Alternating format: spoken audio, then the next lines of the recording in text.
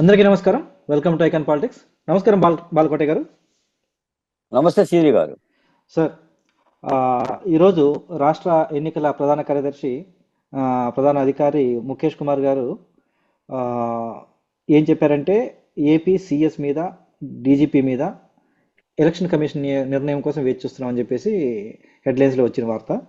So ఎలా చూడాలంటారు? అంటే ఆ, ఇంకా దీని మీద అంటే మామూలుగా అయితే ఇంతకుముందు అయితే సింపుల్గా ఏ వివరణ లేకుండా కూడా మార్చేశారు ఇంతకుముందు గత చరిత్రలో. కానీ ఇప్పుడు ఆ, జరిగిపోయిన తర్వాత 4-5 రోజులైనా కూడా ఇంకా వేచి చూస్తున్నాం అని చెప్పేసి అంటే ఎలా చూడాలంటారు? ఇప్పటికీ అధికార వ్యవస్థ, పోలీస్ వ్యవస్థ మొత్తం అధికార పార్టీకి సపోర్ట్గానే ఉంది. మిగతా కొన్ని వ్యవస్థలు కూడా అలాగే సపోర్ట్ చేస్తున్నాయి. ఇంకా ఎలక్షన్ కమిషన్ నిర్ణయం తీసుకోకపోవడానికి కారణం ఏంటి? తర్వాత రాబోయే వాళ్ళు ఎలా ఉండబోతారు? కాస్త మీ విశ్లేషణ చెప్పండి సార్. సీని గారు నమస్కారం. ఈ సందర్భంగా మీరు అడగకపోయినా ఒక మాట చెప్పాలి మీకు సీని గారు, నా ధర్మంగా. ఇదిగోండి, పిడికెడు ఆత్మగౌరవం కోసం ఆంధ్ర రాష్ట్రం అంతా కూడా దళితుల యొక్క మాట, దళితుల యొక్క శ్వాస, దళితుల యొక్క రక్తపు మరకలు లేకుండా ఎన్నికలు ఇవ్వండి. తెలుగుదేశం పార్టీ మాట్లాడినా, జనసేన పార్టీ మాట్లాడినా, భారతీయ జనతా పార్టీ మాట్లాడినా, ఎవరు మాట్లాడినా కూడా దళితులని ఆంధ్రప్రదేశ్లో చెవులు మూసి చంపారు, రక్తాలు కళ్ళ చూశారనేది వాసన. మేము 4 ఏళ్లుగా పిడిగడ ఆత్మగౌరవం కోసం ఈ విధంగా పోరాడాం. మీరు గుర్తుపెట్టారు లేదు, ఇదిగోండి డాక్టర్ సుధాకర్ మాస్క్ అడిగిన నేరానికి హత్య చేయబడ్డ ఒక అభాగ్యుడు డాక్టరు, దళితుడు. మాస్క్ పెట్టుకొని నేరానికి హత్య చేయబడ్డ కిరణ్ కుమార్, చీరాల కిరణ్ కుమార్. ఎమ్మెల్సీ అనంతబాబు నేనే చంపానని చెప్పేసి డ్రైవర్ సుబ్రహ్మణ్యం అండి. కడపలో పశుసంవర్ధక శాఖ ఈడీగా పనిచేసిన డాక్టర్ అచ్చెన్న, ఇతను చనిపోతే 1 రోజుల పాటు కుక్కలు ముట్టినాయండి శవాన్ని. ఈ కేసులో కూడా అందరిని అరెస్ట్ చేయలేదు. ఇసుక ట్రాక్టర్లను అడ్డుకున్నందుకు శిరోమండనం వరప్రసాద్ పోలీస్ స్టేషన్లోనే శిరోమండనం చేశారు. శిరోమండనం వరప్రసాద్ రాష్ట్రపతికి లేఖ రాస్తే రాష్ట్రపతి స్పందించాడు, కానీ రాష్ట్ర ప్రభుత్వం స్పందించాలి. అబ్దుల్ సలాం 4 భార్యాబిడ్డలతో పాణ్యం రైలు పట్టాల మీద ఆత్మహత్య చేసుకున్న సంఘటన హృదయ విదారక సంఘటన. రాష్ట్రంలో మైనార్టీ కులాలను ఒక్కసారి దిగ్గున మేల్కొల్పిన సంఘటన. అమర్నాథ్ తన అక్కను వేధించారని చెప్పి ప్రశ్నించినందుకు పెట్రోల్ పోసి కాల్చి చంపారండి.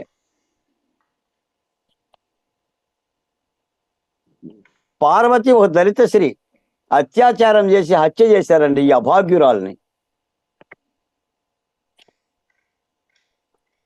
వడ్డీ డబ్బులు కట్టలేదని మరో మహిళ మీద దాడి చేసి ఇలా కొట్టారండి.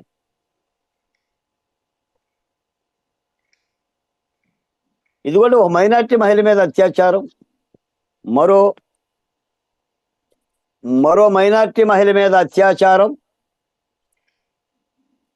ఆఖరికి మేము చేసిన ఉద్యమానికి అమెరికాలో ఉన్న తానా మహాసభల్లో కూడా అమరావతి బహుజన జేఏసీ ఆధ్వర్యాన మా పిడికిడి ఆత్మగౌరవ నినాదాన్ని పట్టుకొని యలమంచిల ప్రసాద్ గారు వీళ్ళందరూ కూడా కలిసి మాకు సంభిగానం చేశారు.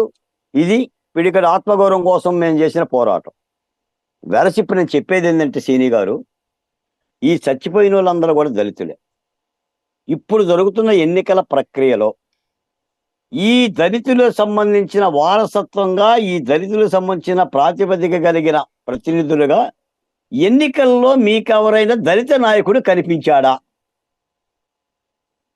వైసీపీ దాష్టీకాల గురించి ఈ ఎన్నికల్లో ప్రజలకు చెప్పి వైసీపీని ఓడించాల్సిన బాధ్యత గురించి విడమర్చి చెప్పడానికి ఈ సామాజిక కులాల తరపున ఉద్యమకారులుగా కానీ దళిత ప్రతినిధులుగా కానీ మీకు ఎక్కడైనా కనిపించారా? కనిపిస్తే వాళ్ళ పేరు చెప్పండి, నేను కూడా పలకరిస్తా. అంటే నేను ఎందుకు చెప్తున్నా అంటే, ఈ మాట యుద్ధం ఎప్పుడు కూడా నేల విడిచి స్వాము చేయకూడదని చెప్పి చెప్తున్నా. ఎవరైతే మాట్లాడాలో, ఎవరైతే దాష్టీకాలకు గురయ్యారో, దారుణాలకు గురయ్యారో, రక్తపు మరకలు అంటున్నాయో ఆ సామాజిక వర్గాల ప్రతినిధులు కూడా ఈ ఎన్నికల రాజకీయ క్షేత్రం మీద ఉండగలిగితేనే ప్రతిపక్ష పార్టీలకి విజయం వస్తుందని చెప్పి చెప్తున్నా. ఇందరి యొక్క మరణాలకి కారణమైన రాష్ట్ర ప్రభుత్వాన్ని, దాని మీద ప్రతిఘటన పోరాటాలు చేసిన 4 ఏళ్లుగా గడగడలాడించిన ఉద్యమ శక్తుల్ని ఈ ఎన్నికల్లో పక్కన పెట్టడం మూలాన ప్రతిపక్ష పార్టీల కూటమి వాళ్ళకి కలిగే లాభం ఏమీ ఉండదనేది నా భావన. సరే, వాళ్ళు ఏమంటారంటే మీరందరూ అజ్ఞాతంలోకి వెళ్ళండి, మీరందరూ అరణ్యవాసంలోకి వెళ్ళండి, మీరందరూ లేకపోయినా మేము యుద్ధం చేస్తాం, మేము ముగ్గురం కలిసి కాబట్టి నీకు అధికార పార్టీ తుత్తునీలే, పాండవుల ముందు కౌరవుల గనక ఓడిపోయినట్టుగా ఓడిపోతారు, మేము చూసుకుంటామని అంటారు వాళ్ళు. కానీ ప్రజాస్వామిక ఎన్నికల ప్రక్రియ అలా ఉండదు. ప్రజలు ఆస్వాదిస్తారు, వాళ్ళ వాళ్ళ సామాజిక వర్గ నాయకులు కనిపించాలని. ప్రతి కులము, ప్రతి సామాజిక వర్గము దాని ఔన్నత్యాన్ని, దాని ఆత్మగౌరవాన్ని, దాని ఉన్నతిని కోరుకుంటుంది. కూత నేర్చిన వాళ్ళ కులం కోకిలు అంటారా, ఆకలేసి అరిచినోళ్ళు కాకులు అంటారా అంటాడు జాలాది రాజారావు. కోకిల పాట కోకిలదే, కాకుల అరుపు కాకులది. బాలకోట కాకిలా గరిచిన కాకులకు కాకి అరిపే కోకిల పాటలా ఉంటుంది. కోకిలలకు కాకి అరుపు కోకిల పాటలా ఉండదు. ఇది సమాజం యొక్క స్థితి. కాబట్టి మనం చెప్తున్నాం, భిన్న కులాలు, భిన్న మతాలు, భిన్న నాగరికతలు, భిన్న వేషధారణలు, భిన్న సంస్కృతులు వెరసి భారతీయ సమాజం, నిచ్చెనమెట్ల సమాజం, కులాల సమాజం, హెచ్చుతగ్గుల సమాజం, ఆర్థిక అసమానతల సమాజం. సీని గారు అమెరికాలో ఉన్నాడన్న, బాలకోట ఆంధ్రప్రదేశ్లో ఉన్నాడన్న కారణాలు అవి. ఈ హెచ్చుతగ్గుల స్థితి వస్తుంది. కాబట్టి యుద్ధంలో ఈ దళితుల యొక్క శ్వాస, ఈ దళిత నాయకత్వం, డాక్టర్ సుధాకర్ యొక్క వారసుడు, మళ్ళీ చెప్తున్నా, ప్రతిపక్ష పార్టీలకు డాక్టర్ సుధాకర్ యొక్క వారసులు ఈ యుద్ధంలో కనిపించింది రాని. కనిపిస్తేనే ప్రతిపక్ష పార్టీలకు బలం, విజయం. ఈ మాట మాత్రం మీ ద్వారా, మీ ఛానల్ ద్వారా చెప్పదలుచుకున్నారు సీని గారు. ఎన్నికల ప్రక్రియకి ముందు కానీ, ఎన్నికల ప్రక్రియ ప్రారంభించిన తర్వాత కానీ ఆంధ్రప్రదేశ్లో అత్యంత వివాదాస్పదమైన అధికారులు ముగ్గురు. ఒకటి సిఎస్ జవహర్ రెడ్డి. సిఎస్ జవహర్ రెడ్డి గారు ఎందుకు మనం అగౌరవపరచాలి ఆయన్ని, పెద్ద ఆయన్ని. రెండు, డీజీపీ కసిరెడ్డి రాజేందర్ రెడ్డి గారు. ఈయనకు బాగా కసి ఉంటుంది కడుపులో. ఎంత కసి ఉంటుందంటే జగన్మోహన్ రెడ్డి గారి మీద ఎవరు ఏ మాట మాట్లాడినా వాళ్ళంతా చూస్తాడు ఆయన. అలాంటి కసి ఉంటుంది. కడప కదా సార్? కడప కాబట్టి కడుపులోనే పెట్టుకుంటాడు కసి. మూడు, ఇంటెలిజెన్స్ అధికారి ఆంజనేయులు, సీతారాం ఆంజనేయులు గారు. అంటే వీళ్ళు ముగ్గురు వివాదాస్పదమైన వ్యక్తులు.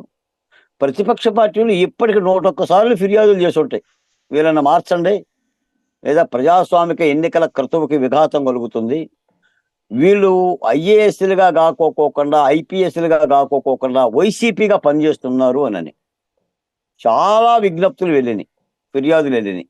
రాష్ట్రం కూడా అన్ని రాజకీయ పక్షాల నుంచి వెళ్ళినాయి, ఒక తెలుగుదేశం పార్టీ నుంచే కాదు, చాలా మంది మీద వెళ్ళింది. వాళ్ళ ముగ్గురు నడక కూడా అదే.